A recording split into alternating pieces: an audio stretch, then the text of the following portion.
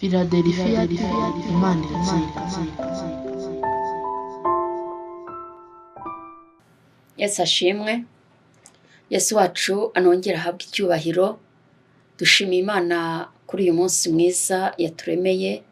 Ni umunsi Imana yongeye kutwongereraho kugira ngo tubwire abantu ineza yayo. Imana turayishimiye rero, kandi ni ukuri byumve aho yicaye mu gihugu cyo mu ijuru, ihabwa icyubahiro. Ihabwa icyubahiro kubw'abantu bayo, ihabwa icyubahiro ku bwacu, ihabwa icyubahiro kubw'umurimo wayo, ihabwa icyubahiro ko ari Imana. Imana ni Imana, n'abantu ni abantu. Imana igira neza, Imana ni umubyeyi, Imana irashoboye, Imana irumva, Imana irakora, Imana ni Rubasha, Imana ni Shadayi, Imana irihagije. Rero reka tubakire mwese inshuti zacu, abakunzi ba Kristo, turabakiriye pe, kandi mubyumve, mugubwe neza, muhure n'Imana. Imana Data ibagire neza, muhure n'Imana. Imana ibishimire kuri uyu munsi. Iyi weekend babereye umugisha, ibe weekend idasanzwe ku buzima bwawe. Bona impinduka y'ibyo wasengeye, impinduka. Ijambo ry'Imana rivuga ngo ibasha gukora ibiruta ibyo twasabye. Igira ikintu ikora ku buzima bwawe, Imana yo mu ijuru ikwishimire. Rero reka dusengere ijambo ry'Imana, hanyuma twakire umushumba basuhuza ari natugezaho ijambo ry'Imana. Reka dusenge. Mana Data wa twese, Mana ishobora byose, Mana yo kwiringirwa, Mana y'urukundo, uri Data wa twese mwiza. Turagushimye, tugushimiye ubuntu bwawe, urukundo dukunda rutarondoreka. Uradukunda tudakwiriye, uradukunda turi abanyantege nke. Mu izina rya Yesu Mwami, turagushimye rwose, ubyumve. Turagushimye, twifatanije n'ibizima bine, twifatanije n'abakerubi n'abasarafi, turavuga ngo urera Mana. N'abatagira imburyarya mu mitima yabo, uhabwe icyubahiro, ushyirwe hejuru, izina ryawe rihabwe icyubahiro. Unyemerere rero ubane natwe, utwishimire, wumve gusenga kwacu, kandi isengesho ryacu rikiza abarwayi, barushye baruhuke, neza yawe igaragare ku bantu, imbabazi zawe zibagaragareho, wiyerekane kuko uri umunyembabazi. Mwami Yesu, turagushimye ko ari wowe ushobora byose. Icyubahiro kibi cyawe ni mu izina rya Yesu, amen. Imana ibishimire.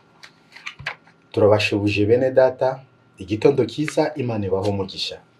Tunejejwe n'Uwiteka kuko yatugiriye neza, tubashije kuboneka mbere yanyu, tugiye kubagezaho ubutumwa bwiza bw'Umwami Yesu Kristo. Ijambo ry'Imana riradukomeza, ijambo ry'Imana ritwereka ukuri. Ijambo ry'Imana ritwibutsa imirimo myiza y'Imana yakoze. Reka tusome Luka gice cya 10, turasoma murongo wa 30 tumanuka hasi. Luka gice cya 10 murongo wa 30 tumanuka hasi. Ijambo riratubwira iki? Yesu aramusubiza ati, hariyo umuntu wavaga Yeriko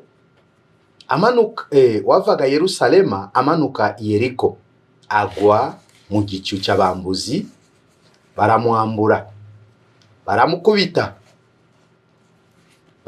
barigendera, bamusiga asigaje hato agapfa. Nuko umutambyi aramanuka muri iyo nzira, amubonye arakikira arigendera.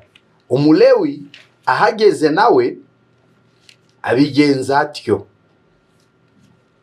amubonye arakikira arigendera. Ariko umusamariya wari mu rugendo nawe amugeraho, amubonye amugirira impuhwe, aramwegera, amufuka inguma, amwomoza amavuta ya elayo na vino, amushyira ku ndogobe ye, amujyana mu icumbi ry'abashyitsi, aramurwaza. Bukeye bwayo yenda idanariyo ebyiri aziha nyir'icumbi ati, umurwaze, kandi ibyo uzatanga byose birenze ku ibyo ngusigiye nzakwishura ngarutse. None utekereza ute muri abo batatu ninde wabaye mugenzi w'uwo waguye mu bambuzi?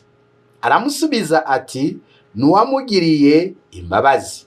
Yesu aramubwira ati, genda nawe ubigire utyo. Amagambo maremare, ariko niyo jambo Imana iduhaye uyu munsi mwiza twibutsanye. Turimo kugenda dusatira kurangiza amezi 6 kuva twatangiye uyu mwaka, n'ubuntu bw'Imana kuba turiho. Ijambo tugiye kuganira, umutwe w'ijambo iravuga iki? Kuba umusamariya w'umunyimbabazi, ukita ku bandi. Kuba musamariya w'umunyimbabazi ukita ku bandi, ari wowe ari nje. Nuko turimo kugenda ducogora mu rugendo, nuko abantu benshi barimo kugenda bava mu bushake bw'Imana, nuko abantu benshi barimo kugenda bafobya by'Imana. Wavutse navutse tumva butumwa bwiza, kandi twakuriye rimwe na rimwe abantu bakuriye mu miryango y'iki Kristo, babatoza muco w'iki Kristo, babatoza ijambo ry'Imana. Ariko iminsi ubona Satani agenda adukamura, Satani agenda asubiza inyuma. Ariko wahagarara nk'Abisirayeli mu gihe cya Yoshua, yarababajije ijambo ati, mumbwire uyu munsi nimba mushaka gukorera ibigirwamana abasogokuruza banyu bakoreraga hakurya y'Abanyegiputa. Iyo mana nimba ariyo mushaka kuyikorera, cyangwa se iyi mana y'Abamori. Baje kumusubiza ijambo ati, biragatsindwa gukorera imana y'Abamori, twebwe tuzakorera nde? Uwiteka. Kuba umusamariya w'umunyimbabazi ukita ku bandi. Kwita ku bandi ni ikimenyetso kiza. Imana yatugiriye ubuntu bwo kutwitaho, iturema mu ishusho ryayo. Igira ubuntu bwo kutwitaho, itwitangira mwana wayo w'ikinege Yesu Kristo aza kudupfirira ku isi. Irekera ikimenyetso kwita ku bandi. Buryo Imana itwiseho, na nuko natwe tugomba kwita ku bandi. Ariko iyi minsi ubona kintu cyo kwita ku bandi cyaragabanutse. Ushobora kuba ufite ubushobozi, ushobora kuba urya 3 ku munsi, ushobora kuba ufite imyenda utakiyambara, ushobora kuba usenga, ariko usengera abandi, ufasha abandi. Uvuga ko nariye nsigaje, ibisigaye sinajya kubishira kumena hanze, reka nite ku bandi. Hari abandi barari inzara, hari abandi bambaye ubusa, hari abandi barwaye, hari abandi bakuriye gusengerwa. Se mu mitima yacu twebwe abizera Kristo turacyafite muka wo kwita ku bandi. Nicyo ijambo ry'Imana twabazaniye uyu munsi, kwita ku bandi. Naciye ahantu mbona abantu barimo kurwana babiri, ariko umwe mugenzi we yamurushije imbaraga. Hari abandi babagose, uriyo ko babafashe bo barimo guta kubita mujinga, kubita. Nareba navuga se, aba bantu uyu ashaka kwica undi, abakoki batashaka kwita ku bandi, barokore uyu nguyu munyandege ngiya utafite imbaraga. Wabonaga ko yamunize, ariko abantu barimo guseka, kubita mujinga. Iyo siyo mbuto yo kwita ku bandi. Yesu aramusubiza ati, ariyo umuntu wavaga Yerusalemu amanuka i Yeriko. Wa muntu yafashe urugendo ngo kuwava Nyamirambo umanuka Nyabugogo, uri mu rugendo, buriya bavuga ko nakoze urugendo, cyangwa se uva Kigali umanuka Muhanga, cyangwa uva Kigali umanuka Rwamagana. Ariyo umundu wavaga i Yerusalema amanuka Yeriko. Muyo nzira mundu aragenda. Cyo gihe nize ko mu iki gihe n'amataxi n'amamoto y'abagabo ni kugekoresha amaguru.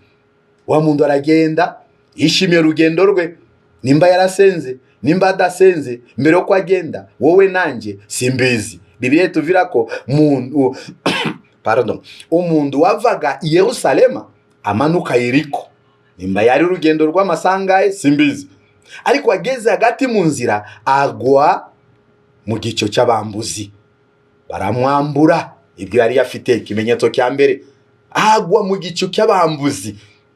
Aho ari urukundo, umuntu ari mu rugendo asanga abandi, yishimira kubabona, ashaka kubabaza amakuru. Sigaje birometre bingahe? Rimwe na rimwe ushaka gukora urugendo utazi birometre inzira ugiyemo, bakwereka tu ati ni hano kurikira uyu muhanda, ariko usanze abantu wiyumvamo kwishima, wiyumvamo kunezerwa kubona abo bantu, ubashakamo amakuru. Mvuye Yerusalemu nimo kujya Yeriko, aho ngeze asigaje birometre bingahe? Munyobore n'uyu muhanda. Ariko abo yasanze suko mitima yabo yari imeze, bamubonye aza bakora iki? Babanje kumufata bamwambura utwo yari afite, nuko Bibiliya ivuga. Bamwambura baramukubita. Mitima y'abantu, nimba twese twagomba kuba tugira fite mitima myiza, mitima y'urukundo, mitima yo kureba mugenzi wawe ukamenya ko nawe ni umuntu nkanje, nawe afite mubiri nkanje. Iki utashaka ko bagukorere nugakorere mwene so. Itorero tube maso nk'ibibiye, abakozi b'Imana dukanguke, kuko biye turimo kugenda dusatira biye bimwe by'imperuka. Kandi mu biye by'imperuka nuko benshi barishimira bashimangira ko biza babiye bibi, rukundo rwa benshi ruzakonja. Ariko si ngombwa twemere ko rukundo rukonje, tugomba kwemera kuba maso kumeko giye kirimo kudushirana. Baramwambura, baramukubita,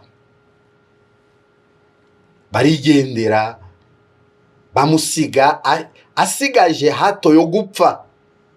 Barabambuzi babi bakubita mwene wabo, babanza kumwambura, baramukubita batafite imbabazi. Aho mundu ari yasigaje ku urwego rwo gupfa gusa, misaba bigaragara ko nta mbaraga zo kuhaguruka, nta mbaraga zo kuvuga, nta mbaraga zo kwifasha mu bibazo yahuye nazo, kuko bari benshi bamurushije imbaraga. Kigeragezo kibaho, kandi ari ibindi bigeragezo ushakura n'ibindi bigeragezo biturutse ku bene bagenzi bawe. Abantu uzi ko bo bagufasha, uzi ko bakuyobora, uzi ko bagukomeza, ariko nibo bakubereka ikigeragezo. Baramukubita ashigaje hato agapfa. Nuko umutambi muyo nzira bamaze kumwambura, bamukubise asigaje hato agapfa. Mbese ubona ko n'umwuka wari ugeze kure. Umuntu ukubiswe n'abandi, ariko mu iyo nzira bamusigaho mu nzira, barirukanganize ko baragenda. Ariko mu iyo nzira sinzi nimba ari route principale, aza kuzaho umuntu wita umutambyi. Buriya kera mutambyi yari umuntu ukomeye, hari umukozi w'Imana. Kandi umukozi w'Imana wose agomba kubera abandi ntangarugero. Uyu mutambyi ahageze amanuka muri iyo nzira, nuko Bibiliya ivuga. Mutambyi araje mukuza kwe, nawe arimo kugenda atazi ibyabaye imbere, ariko ageze mu iyo nzira, amanuka mu iyo nzira, amubonye arakikira arigendera, nuko Bibiliya ivuga. Mutambyi amubonye arakikira arigendera, kandi mutambyi hagira impuhwe, kandi mutambyi akwiriye kugira impuhwe, akwiriye kugira umutima wo gufasha. Mutambyi akwiriye kugira umutima yo kwita ku bandi. iyi biye turimwo, tukurikije ibibazo, tukurikije ibituremereye, tukurikije bidukomereye, tugomba arabandu bababaye, tugomba kwita ku bandi. Twebwe twamenye ukuri, twebwe twizeye Imana, twebwe dukorera Imana, tugomba kuba ntangarugero. Ntabwo ari twebwe dukwiriye kugusha abandi mu byaha, ntabwo ari twebwe tugomba gusunika abandi mu mwobo. Abantu bakijijwe bagomba gutanga urugero rw'iki Kristo mu mitima yabo, mbuto y'iki Kristo, myifatire y'iki Kristo, mvugo z'iki Kristo, kuko twahindutse, kuko tusige tugaragazwa ko ari twebwe banya mitima mibi, ari twebwe banya mbuto mbi. Mutambi amubonye umuntu uri hafi yo gupfa, amanuka muri iyo nzira, amubonye arakikira, arigendera. Ati shwida, shishaka baze kumbaza ibyo ntazi. Ariko Mana imurebye nize ko ntabwo yamwishimiye. Muko kanya umulewi ahageze nawe abigenza atyo, amubonye arakikira, arigendera. Ariko umusamariya, reka tuvuge kwanza ku mutambi n'umulewi, aba bandu bakoraga murimo w'Imana mu nzu y'Imana mu gihe cy'Abisirayeli, bari abantu bakomeye. Umutambi n'umulewi baratoranijwe kubw'umurimo wa data. Ariko mu kigeragezo uyu muntu w'Imana nawe yari mu rugendo, yahuye nayo mu nzira.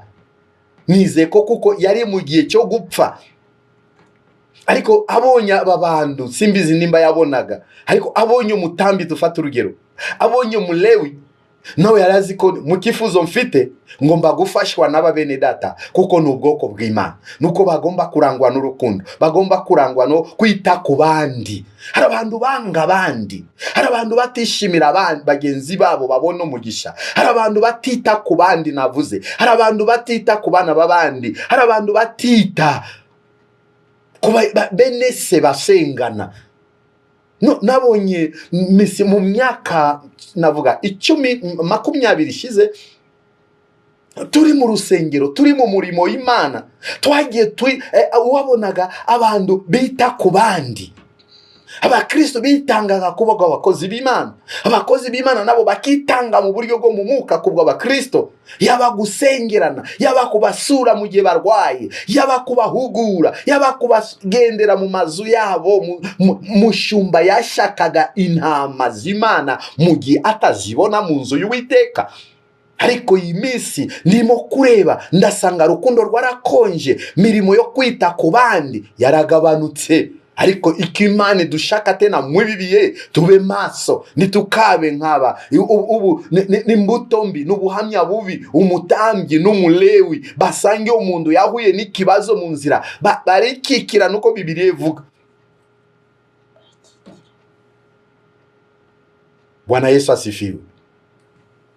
Amanuka mu iyo nzira, amubonye arakikira, arigendera. Mulewi nawe aje, nawe abigenza gutyo.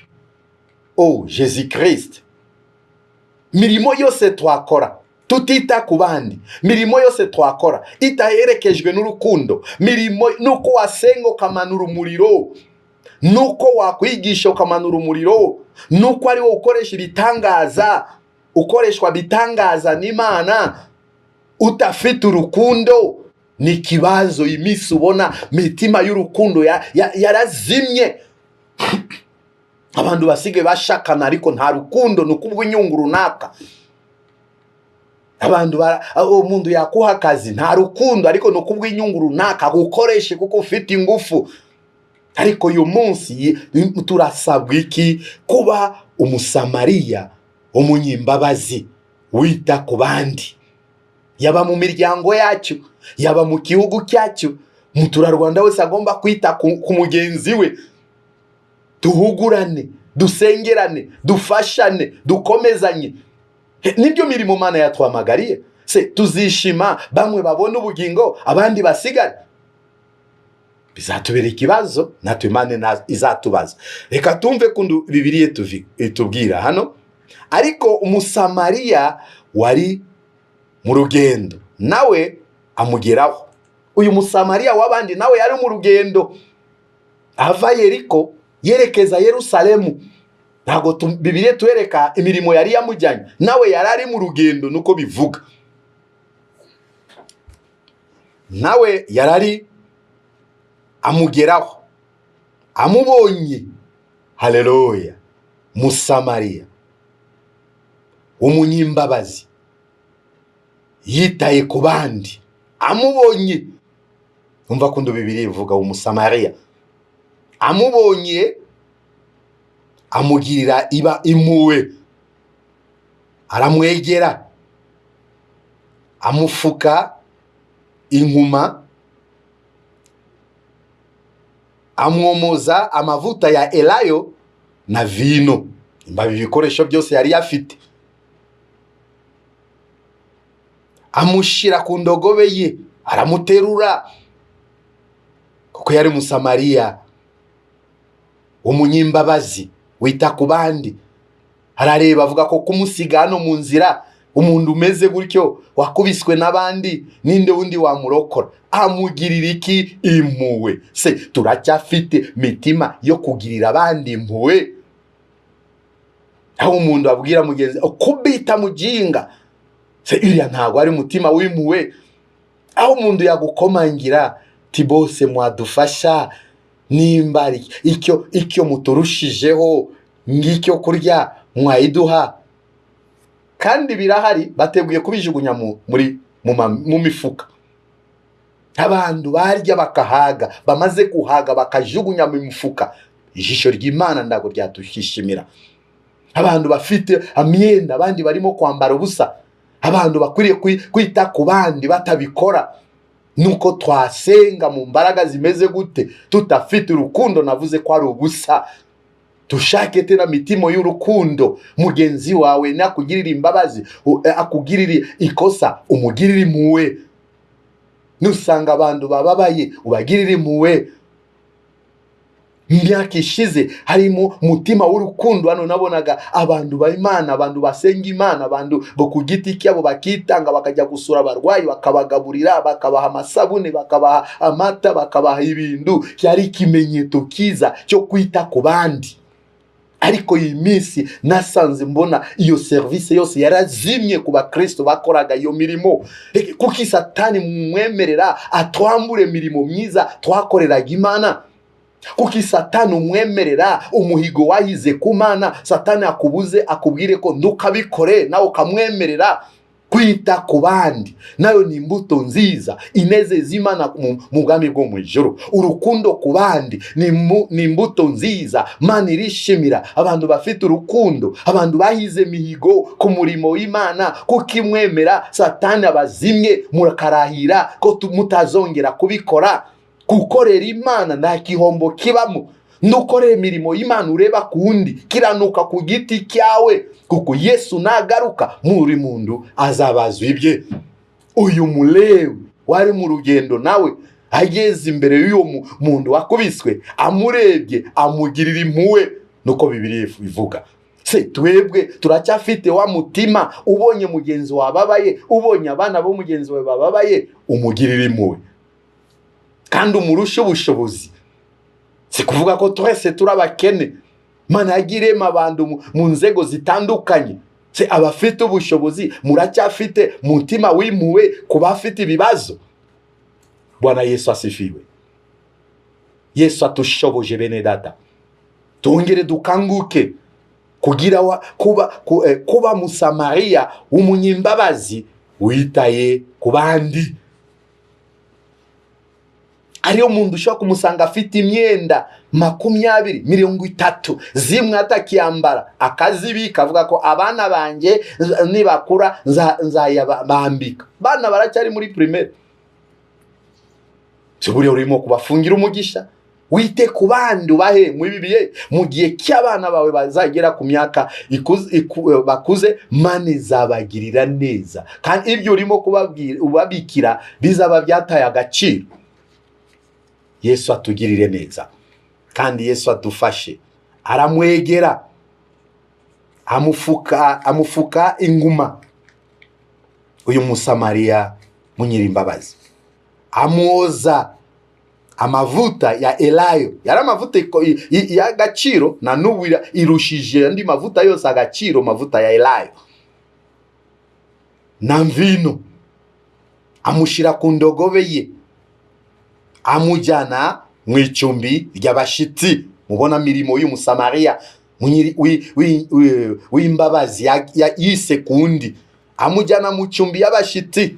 Amaze kumuhanagura ya maraso yose bamukubise mu mazuru, mu matwi, mu kanwa, amusiga amavuta ya elayo n'imvino, amuterura amushira ku ndogobe ye. Amaze kumushira ku ndogobe, asunika ndogobe amujyana mu icumbi ry'abashitsi. Uyu munsi tuvuga ko ari hotel. Yesu ashimwe. Aramuvura. Uwo munsi ntago yarebye by'urugendo rwe, hagumana nawe aho. Aramuvura, amagara abaganga baza kumuha imiti, aramuvura uwo munsi, nawe araraho.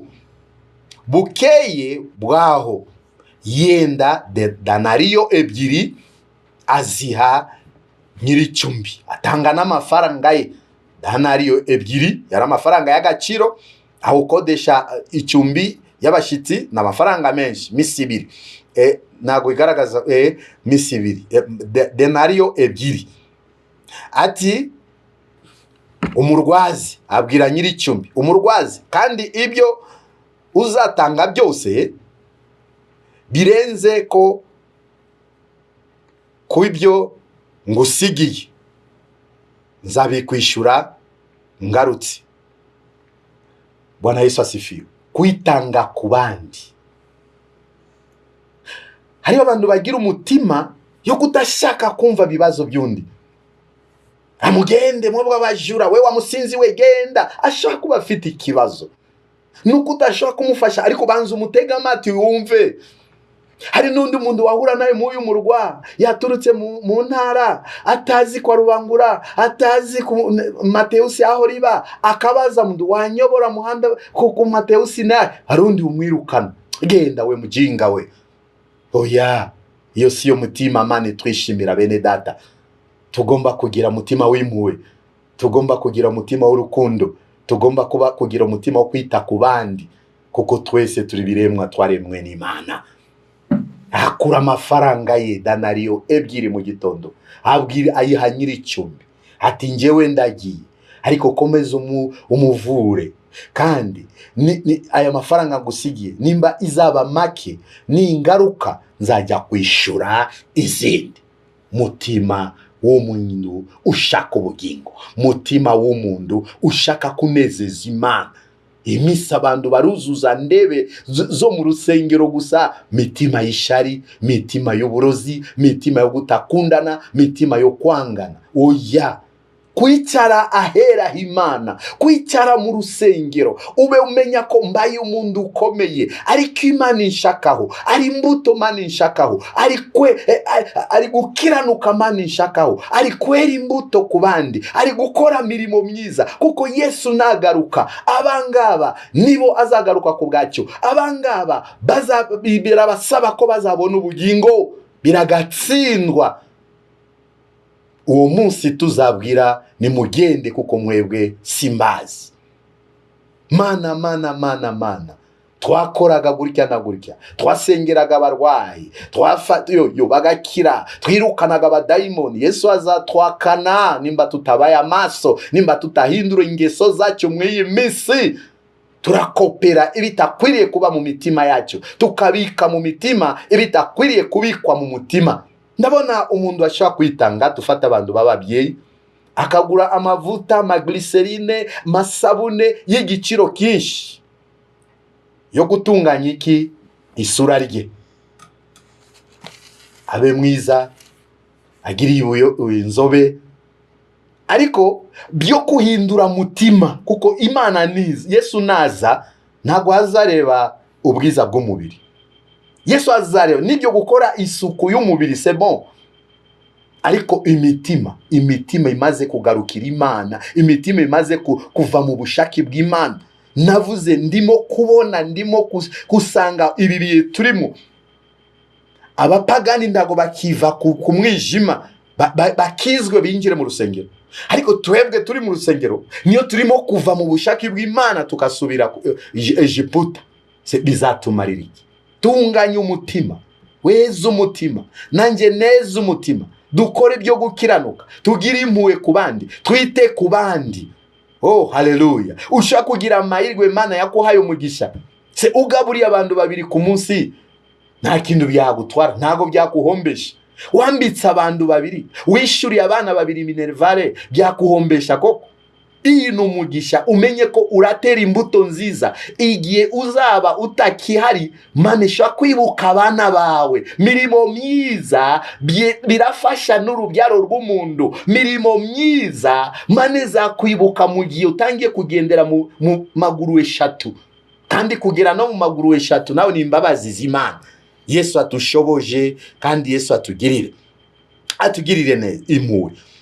None Yesu aramubaza, none utekereza ute muri abo bantu batatu? Ninde wabaye umugenzi w'uwo waguye mu bambuzi? Aramusubiza ati, ni wamugiriye imbabazi. Yesu aramubwira ati, genda nawe ugire gutyo. Bwana Yesu asifiwe. Aramubaza ku abo bantu batatu, ninde wakoze mirimo myiza? Nawe aramusubiza ati, ku abo bantu batatu uwamugiriye impuhwe niwe wakoze mirimo myiza. Ati nawe genda ubigenze gutyo. Bwana Yesu asifiwe. Iyi misi si misi yo kwishimira mirimo y'abandi. Yatuguriye sente, yatugiriye amabati, n'urugero ku murimo w'Imana. C'est bon kumwishimira, ariko nawe ubigenza gute? Uracita ku murimo w'Imana aho byangiritse? Uracita ku bantu basubiye nyuma? Uracita ku basengera? Genda nawe ubigenze gutyo. Uwamugiriye impuhwe niwe wakoze neza. Yesu aramusubiza ati, genda nawe ubigenze gutyo. Twebwe turishimira bene data baguye, ariko si byiza. Genda nawe kuko uracyamenya ukuri, uracyatinya Imana. Genda nawe umufashe, genda nawe umugaruze, genda nawe umwigishe. Yesu atufashe, Yesu atushoboje. Ibi bihe turimo ni ibihe byo gukorera Imana. Ntabwo ari abantu barimo kugenda bacika indege, bareka mirimo myiza bakoreraga Imana. Kubera pasiteri, kubera abapasiteri bikigiye, kubera abahanuzi bikigiye, mureke biyanduje, ariko wowe ukomeze ukiranukira Imana. Kuko buri muntu azabazwa mirimo yakoze, buri muntu azahemberwa mirimo yakoze, buri muntu ineza yakoze Imana izayimugarurira. Imana izibuka abana bawe kubw'ineza wakoze. Haleluya.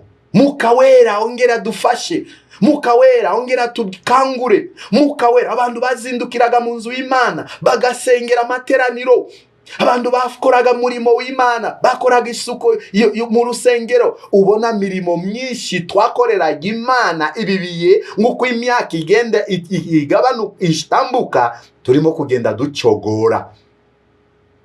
Njyewe sinzongera gutanga kimwe cya cumi. Njyewe sinzongera gusengera umurimo. Njyewe sinzongera gusura abantu. Kuva ryari nabikoze? Niki Imana imaze kumpa? Nukabarira Imana imyaka. Komeza ugire neza, komeza wite ku bandi. Musi w'Imana azakwibuka, musi w'Imana izakugirira neza. Mitima y'abantu benshi bita gusa kubw'umugisha. Imana itaratuha umugisha. Kuva ryari bapasiteri batubwiye, kuva ryari bahanuzi badusengeye. Nta muntu utegeka Imana. Na Aburahamu yahawe umugisha maze kuba muntu ukuze.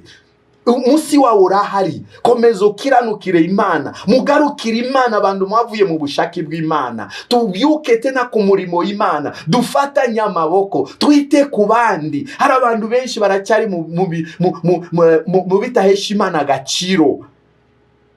Hari urubyiruko rugiye kwicwa n'ibiyoga. Twababwiriza butumwa bwiza. Yesu atushoboje. Imana itugirire neza. Haleluya. Uwicare nawe ubitekerezeho. abantu barimo kudutega amatwi, wumve kwita ku bandi nuko utafite ubushobozi bwo gufasha abantu, ariko kubabwira ukuri kw'Imana nayo ntago bisaba amafaranga, kubasengera ntago bisaba amafaranga. Umuntu wese yita ku bandi bikurikije possibility, ubushobozi bwe. Mana ishimwe. Hari abantu baboshwe, hari abantu bababaye, hari abantu buzuye amarira, ariko natwe tugomba kubitaho, tubasengere ku Mana, tubwire Imana, kuko Imana ndakinduye, Imana cyananira Imana. Hari abantu bashomeye, ariko mu masengesho yacu, Mana wibuka abarwayi, Mana wibuka abarira, Mana wibuka abafite ibibazo. Iyo nayo nukwita ku bandi. Yesu ashimwe, kandi Yesu azakwibukira mirimo myiza wakoze.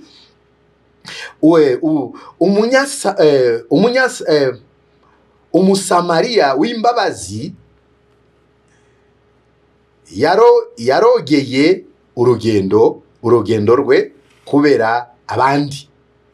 Mumva ko uyu musamariya yarogeye urugendo rwe kubera abandi. Nize ko yari afite urugendo avuga ko uyu munsi ngomba kugerayo cyangwa se ngomba no kugaruka, ariko kubera undi yitanze kundi ntago yagarutse. Byamusabye kurararana nawe, abyuka mu gitondo amutangira amafaranga akomeza urugendo rwe, kandi n'ingaruka abwira nyir'icyumbi, kandi n'ingaruka ngasanga ko arindi dépense wakoze nanjye nzakongera yandi mafaranga kubwiyo ibyo wakoze. Bwana Yesu asifiwe. Mutima wo kwita ku bandi, ntitukabe abakristo bafite mitima yo kugira ishari abandi. Oya, Yesu azaza. Ni ijambo ryafashe imyaka myinshi ivuga butumwa ririmo kwereka abantu ko kugaruka kwa Kristo, kandi buri munsi tuhora twizeye ko n'uyu munsi yaza. Myaka 10 gashira, n'uyu munsi yaza, ariko azaza kuko n'ibintu byaciye mu buhanuzi, kandi yarahanuye nawe wenyine ku giti cye. Ndagiye, ariko nzagaruka kubajyana, ngiye kubategurira aho muzaba, kandi aho nzaba niyo namwe muzaba. Azagaruka akatubwira iki? Mube maso kuko mutazi umunsi n'isaha. Niyo mpamvu itorero ritakwiriye kujya mu ndege nge, tusabe imbaraga z'Umwuka Wera, tusabirane. Abasenga Imana, bakorera Imana, tuhugurane, dukomezanye, kuko mwami wacu azaza. Ntabwo azatinda, azaza. Senaza azatusanga turi maso. Mulewi yasinziriye mu iyi minsi, Mutambi twirinde tutasinzira mu iyi minsi. Abalewi mwirinde mutasinzira uyu munsi. Tube nguyu musamariya w'imbabazi wabashije kugira undi muwe. Mitima y'impuhwe irakwiriye kuba mu isengero ry'Imana, no mu miryango yacu, no muri societe isi yose. Tugomba kugirana mitima y'impuhwe, kwita ku bandi, kwitanga ku bandi. Mugiye wishuriye mundu, tufata urugero, umwishuriye Minerval akarangiza amashuri, ni kimenyetso kimwe gikomeye Mana nawe zakwibukiraho, cyangwa yibuka abana ba. Mugiye wishuriye umundu facture yo kwa muganga, uguriye umundu miti yarwaye, no kwita ku bandi. Ariko imisi ubona tufite imitima yo kwita ku buri mundu, arimo kwitanga ku giti cye gusa. Njewe n'abana banje, njewe n'amasengesho yarahindutse, njewe n'umuryango wanje. Nimo nkunda kubwira abantu, oya, ndukasenge njewe, ube usenga twese. Fasha twese, tugirire neza twese, tugirire imbabazi twese. Iyo mirimo myiza Mana izabidufashamo. Iyi niyo jambo Imana yashatse ko twibutsanye mu iyi minsi, kuba musamariya w'umunyimbabazi, wita ku bandi. Yesu agufashe, Yesu agushoboje. Ntago bireba ubukire cyangwa ubukene, mu buryo bwose ugomba kwita ku bandi. Kera ababyeyi batubwiraga, nuhura n'umukecuru afite umutwaro muremereye, umufashe mugeze mu rugo. Cyari ikimenyetso cyo kwita ku bandi. buriya no mu ijuru bahita bakwandikira ukoze imirimo myiza. Yesu atufashe twongere dukanguke, twongere tube maso, tugire umutima wo kwita ku bandi. Murakoze, Imana ibagire neza kandi bashoboje mu izina rya Yesu, amen. arakoze kubw'ijambo ry'Imana. Imana imuhe umugisha. Kwita ku bandi tukamera nka Musamariya mwiza wagize impuhwe, urugendo rwe rukarogowa kubera umutima w'imbabazi. Rero Imana imuhe umugisha kandi natwe dushoboze tugira umutima w'imbabazi, umutima witanga, umutima ugira impuhwe, umutima usura abarwayi, umutima usura mbese amaso yacu arebe kure, turebe kure, amaso yacu ahweze, imirimo yacu ibe myinshi kandi myiza. Imana imuhe umugisha. Reka dusengere ijambo ry'Imana. Birashoboka ko hari imirimo warekuye, birashoboka ko hari ibyo wakoraga ubutakibikora, hari ishyaka watangiranye mu murimo w'Imana none ryarashize, ujya uvuga ngo barimazemo, ariko nta muntu wari ukwiriye kumaramo ishyaka ryiza ryo gukorera Imana no gukora imirimo myiza. Birashoboka ko bavuga ngo barampemukiye, ariko nta muntu waguhemukira kugera ku rwego warekura umurimo w'Imana. Rero reka dusabe Imana, dusengere abantu Imana ibasubize imbaraga, bongere bite ku bandi. Iri ni ijambo ryawe Kristo wanesheje, turarisengeye, dusengeye ijambo ryawe rigere ko wariteguriye, rigere ku bantu bawe, kandi uhembura abantu muri iyi minsi kuko bafite ibintu bahugiyemo byinshi bitandukanye. Abantu barananiwe, abantu barahuze, bahugure, bagaruze ineza yawe, abari mu nzu yawe, abakristo, abakumenye, bahuguke bamenye icyo gukora, kuko twasanze hari ibintu bitakozwe n'abarewe cyangwa abatambyi, ariko Umusamariya mwiza akabikora. Bivuga ngo twese waduhamagariye kugira imirimo myiza, ntawe warobanuye. Rero uhabwe icyubahiro, ushoboze muri twebwe habonekemo abasamariya beza, mu bagore n'abagabo, mu basore n'inkumi, habonekemo abasamariya beza mu izina rya Yesu. Kiri igihe cyo guhagarara, maso yacu akareba, kamenya icyo gukora, mutima yacu igatekereza, tugahugukira Imana, tukayikorera kandi tugakora imirimo myiza. Gira neza ubwoko bwawe, ongera ubabyutse, bakangure, batarakizwa bahagakiza, bafite inyota n'inzara byo kukumenya bakumenye. Buri muntu wese umugirire neza, abarwayi bakire, bashonje ubagaburire, bashomere ubaha akazi. Mana, urinde abantu imbaraga zibaburabuza, utanga umugisha ufite. Urakoze Mana, twirukanye indwara z'imyuka mibi, twirukanye imbaraga z'umwijima, twirukanye gukora kose k'umwanzi, tweyuye ikirere cy'abadayimoni turagitwikisha umuriro w'Imana. Amaraso ya Kristo abundikira ubwoko bw'Imana, kandi neza y'Imana iboneke. Dusengeye itorero, ntabwo twava imbere yawe tudasengeye itorero, tudasengeye igihugu cyacu. Turabikweretse, tukweretse igihugu cyacu cy'u Rwanda, tukweretse abayobozi bacu, duhereye kuri Perezida wa Repubulika tukagera ku bayobozi bose. Mwami Yesu, wagirire neza, ugirire neza igihugu cyacu, tanga izuba ryiza ritacanye cyane. Mwami Yesu, utanga ibihe byiza, abantu bose bakubone, bakwiringiye, bahure nawe. Gira neza itorero, ugire neza abashumba, ugire neza abakristo, buri muntu wese ahure nawe, uguhanze amaso nakubone. Urakoze kandi ni ukuri Kristo, urakoze kuko zibiruta ibyo dusabye n'ibyo twibwira, kuko imbaraga zawe zingana izidukoreramwo. Amen. Imana ibahe umugisha kubw'ijambo ry'Imana. Mu buryo bw'umwuka numvaga hari abantu bateze amatwi, kandi rwose kuko mwahugukiye kumva ijambo ry'Imana, namwe Imana ihugukire kubumva. Reka dutange telefone tuze kubafasha ku byo mwari mutumvise neza, cyangwa se ku byo mwasobanuza, cyangwa se ku isengesho. 078 50 98 94 078 50 98 94 na 072 74 34 93 1. Reka mushumba nabahe telefone tuze kubafasha. 07 823 9 murakoze, Imana ibashoboje. Amen. Philadelphia, Imana iratsinda.